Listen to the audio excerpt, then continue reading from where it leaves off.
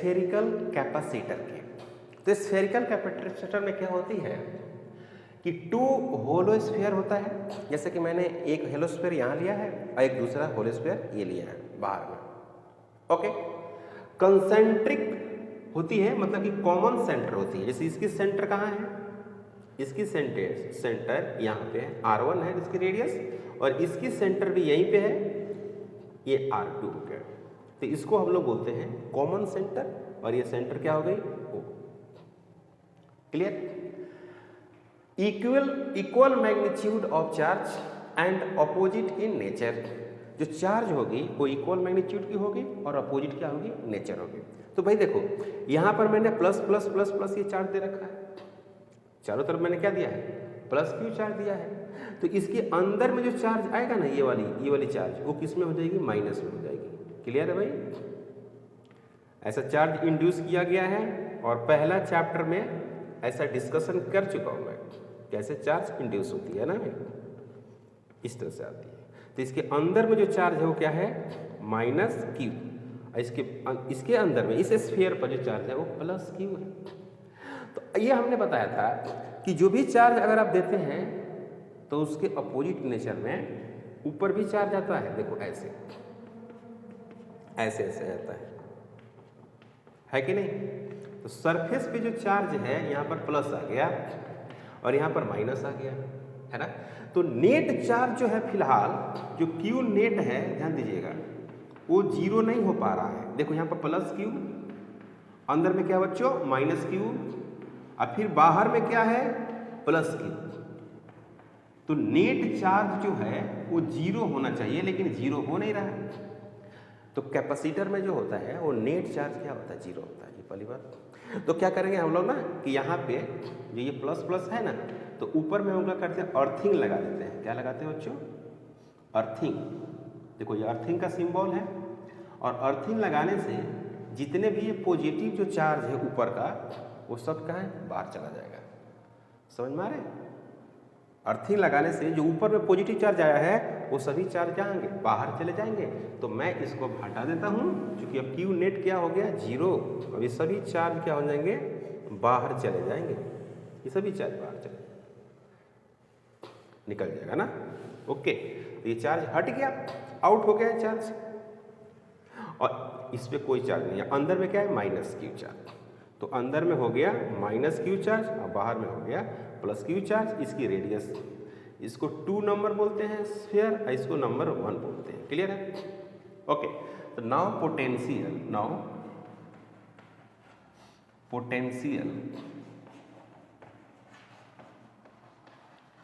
Due to first, तो क्या लिखेंगे, V1 इज इक्वल टू के Q1 और डिवाइडेड बेटे R। सेंटर पर पोटेंशियल निकाले हैं। V2 इज इक्वल टू के Q2, माइनस होगा, चार्ज माइनस है, निगेटिव चार्ज है, चार्ज का वैल्यू सेम होगा। जैसे Q1 Q है, Q2 माइनस Q है, तो फिलहाल रखिए, कोई प्रॉब्लम नहीं है। डिवाइडेड बाई R2, तो जो VO होगा वो क्या होगा बच्चों, V1 प्लस V2। यहाँ पर हो जाएगा के Q1 divided by R1 plus के Q2 डिवाइडेड बटे R2। को डाउट? VO इक्वल टू इसकी पोटेंशियल और इसकी पोटेंशियल, दोनों की पोटेंशियल क्या कर देते हैं, ऐड कर देते हैं। इसमें कोई डाउट, किसी को कोई डाउट नहीं। ओके, तो जब इसको ऐड करेंगे बच्चों तो क्या मिलेगा, जब इसको ऐड कर देंगे तो हमको देखो कैसे मिलता है रिजल्ट।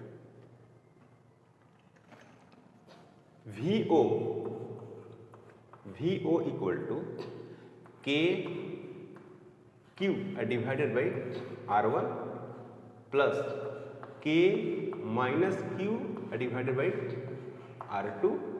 तो this is the K Q 1 by R1 minus 1 by this is the R2. This is the VO equal to K, और यहाँ पर बस VO निकल गया तो बस कैपेसिटेंस निकाल सकता हूँ, है कि नहीं? अगर VO कैलकुलेट कर दिया तो काफ़ी आसानी से हम लोग कैपेसिटेंस को कैलकुलेट कर सकते हैं। कैसे यार देखिए, इसको एक लाइन और लिख सकते हैं आप। यहाँ पर लिख सकते हैं क्या, 1/4 pi epsilon naught into Q 1/R1 1 by क्या हो गया R2, this is the R2, okay. तो we know that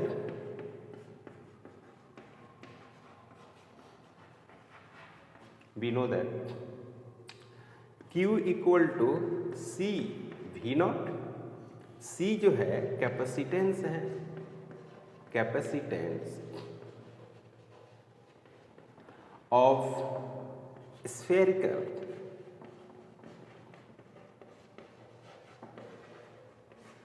This is the capacitance of a spherical capacitor. C equal to capacitance of a spherical capacitor. तो यहाँ पर आप क्या करेंगे, Q, this is the C, और V नॉट की values है 1/4 pi epsilon naught into Q 1/R1 minus 1/R2. Q and Q cancel. 1 equal to C 4 pi epsilon naught 1/R1 minus 1/R2. 4 pi epsilon naught equal to C 1/R1 minus 1/R2. Okay, so C equal to 4 pi epsilon naught divided by 1/R1 minus 1/R2.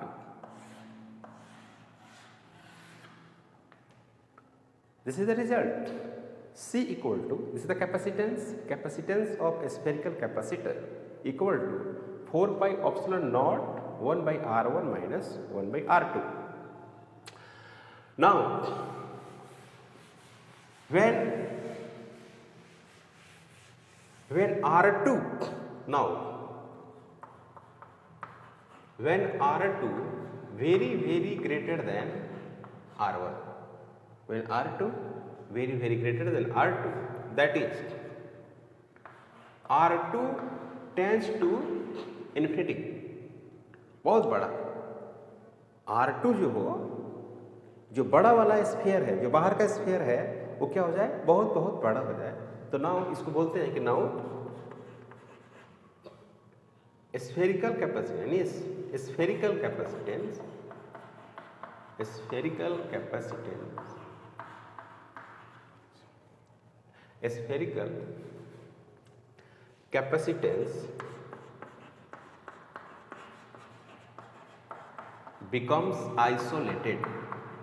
becomes isolated. Isolated means that कि जो पहला sphere है उस sphere को दूसरे sphere से कोई मतलब नहीं है। Isolated, independent to other sphere, दूसरे स्फीयर से इसको कोई मतलब नहीं, कोई लेना देना नहीं है। तो आप ऐसे लिख सकते हैं कि C equal to 4 pi epsilon naught 1/R1 minus 1/infinity. This is C is equal to 4 pi epsilon naught 1/R1 minus 0. Okay. C equal to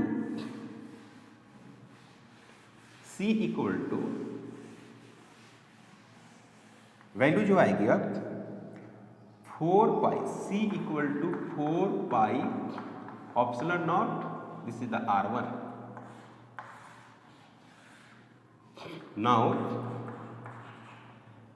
Now capacitance of a spherical capacitor. Now capacitance of a spherical capacitor directly proportional radius of a sphere. Capacitance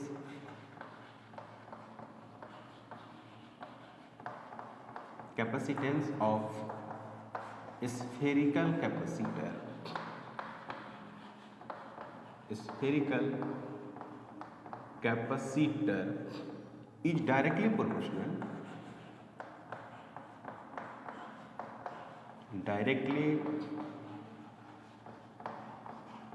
proportional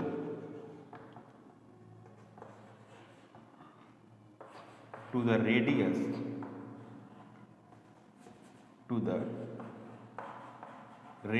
of capacitor, radius of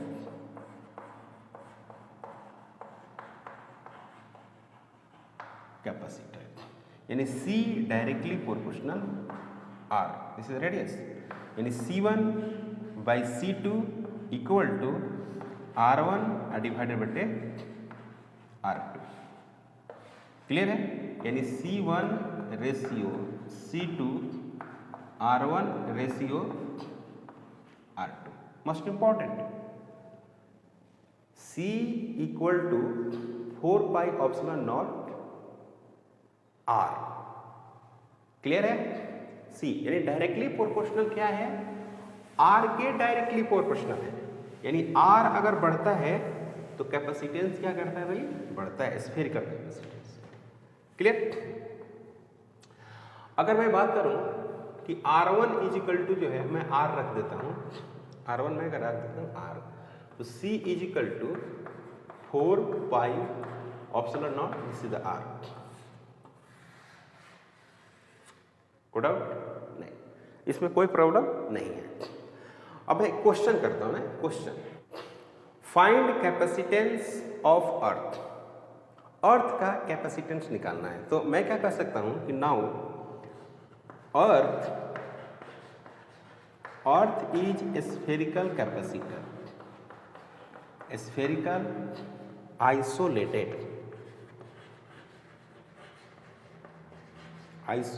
capacitor,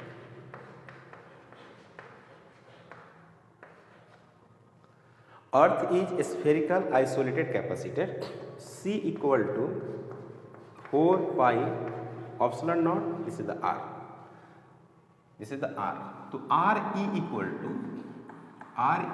to radius of earth, क्या बोलते हैं बच्चों इसको, radius of अर्थ, और radius of अर्थ जो होती है वो कितनी होती है, RE is equal to 6400 kilometre, 6400 kilometre, this is the RE is equal to 6400 1000 metre, 1 2 3 4 5 6 4 10 to the power 5 metre, ये हो गई RDS पास, this is the radius of earth, okay. तो CE capacitance of earth, capacitance of earth, तो CE, this is the CE is equal to 4 pi epsilon naught, this is the RE, 4 pi epsilon naught and this is the RE, this is the RE, so CE equal to 4 pi epsilon naught का value 1/9 into 10 to the power 9 into 6 4 10 to the power 5, 6 4 9 और 10 to the power -4, 9 into 7 63, 9 into 7 63, again 63 64 1.10 1 10 1 up to so on, 10 to the power -4 farad, 7 1 1 10 to the power -6 farad, 7 1 1 microfarad, this is the C earth, capacitance of earth 711 microfarad, okay. When air placed between two concentric sphere, दो जो concentric sphere है उसके बीच में क्या है, अगर air आप रखे हैं, है ना भाई, तो उसकी कैपेसिटेंस क्या होगी, ये हो गई R1 और ये हो गई R2। यहाँ पर आपको प्लस क्यू चार्ज थी इस तरह से, ठीक है, और अंदर में ये पार्ट्स आपको माइनस चार्ज, ऐसे माइनस चार्ज, तो ये हो गया आपको माइनस क्यू चार्ज और यहाँ पर हो गया क्या, प्लस क्यू चार्ज, और ये बीच में क्या है, बीच में एयर है। तो जो मैं कैपेसिटेंस निकाला था वो C equal to 4 pi epsilon 1/R1 minus 1/R2 air, जब एयर था तब। फॉर आइसोलेटेड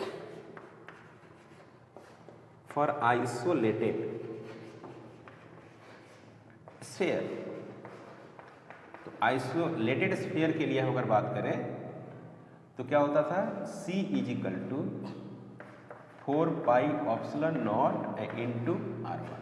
क्लियर है?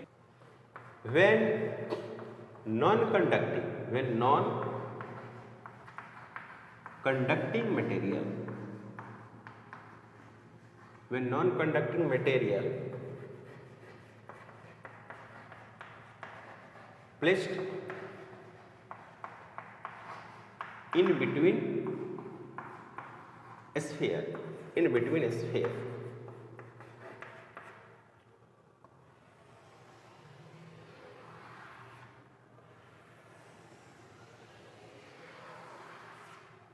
ओके, तो यहां पर क्या हो गया, ये plus, this is a plus, this is a plus charge,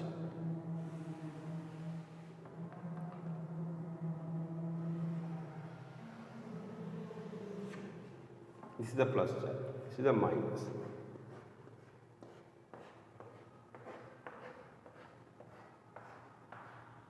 this is the minus। Clear है? और इसमें जो है इस तरह से एक नॉन कंडक्टिंग मटेरियल, कुछ भी हो सकता है भाई, नॉन कंडक्टिंग मटेरियल आइस हो सकता है, ग्लास हो सकता है, माइका हो सकता है, कुछ भी। मान लीजिए हम मटेरियल रख दीजिए जिसका नाम है माइका, ओके, इसकी डाइलेक्ट्रिक कांस्टेंट कितनी है, K, this is the dielectric constant, die electric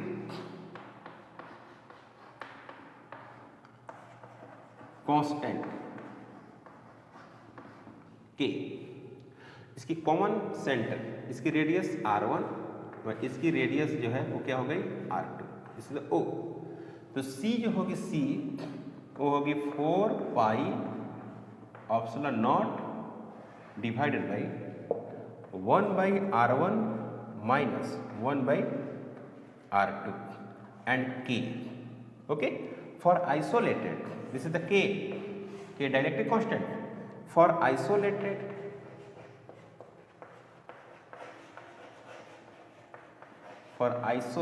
sphere C equal to 4 pi epsilon naught K R1। Clear? ऐसे हम लोग क्वेश्चन को सोल्व करेंगे ना। C equal to 4 pi epsilon 0 K R1 और C equal to 4 pi epsilon 0 K 1/R1 minus 1/R2। Okay, आज मैं यहीं पे स्टॉप करता हूं। अगर आप हमारे चैनल पर नए हैं प्लीज सब्सक्राइब करें, शेयर करें। Thank you.